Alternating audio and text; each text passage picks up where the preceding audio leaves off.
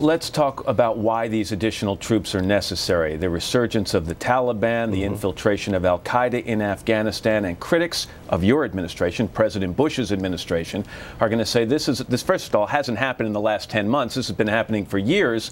And one of the reasons it happened is that your administration took its eye off the ball in Afghanistan. Well, let me finish. Took its eye off the ball in Afghanistan, concentrated too heavily on Iraq, and allowed this to happen in Afghanistan. Well, I think that's revisionism. If you look at it, Afghanistan was improving until about 2 years ago. And as Iraq began to improve, al-Qaeda looked for other places to operate. As it became increasingly more difficult because of the surge for them to operate with impunity in Iraq, they went elsewhere, and they went two places.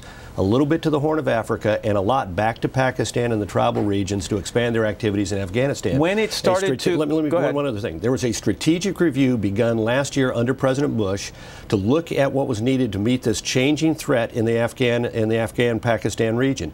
That strategic review was undertaken by the previous administration, handed off to this administration at their request, and they executed the recommendations of it in March. If this started to happen 2 years ago, by your own estimations, at that time the Bush administration had how many troops in Afghanistan? And they began to surge additional brigades. But how many did they have? About 35,000? And they began to add to those as conditions met. You remember we redirected some Marines, for example, who were meant to go to Iraq to meet the new threat in Afghanistan. If you look back at what the military said, Joint Chiefs Chairman Mike Mullen said in 2008, he said he would love to send more troops to Afghanistan, but I don't have the troops I can reach for. Brigades I can reach to send to Afghanistan until I have a reduced requirement in Iraq.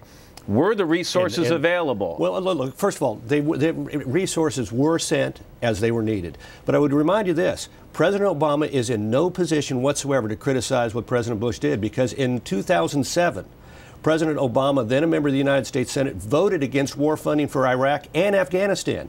If this was so vital, then why did he not speak out? He was chairman of a committee overseeing NATO.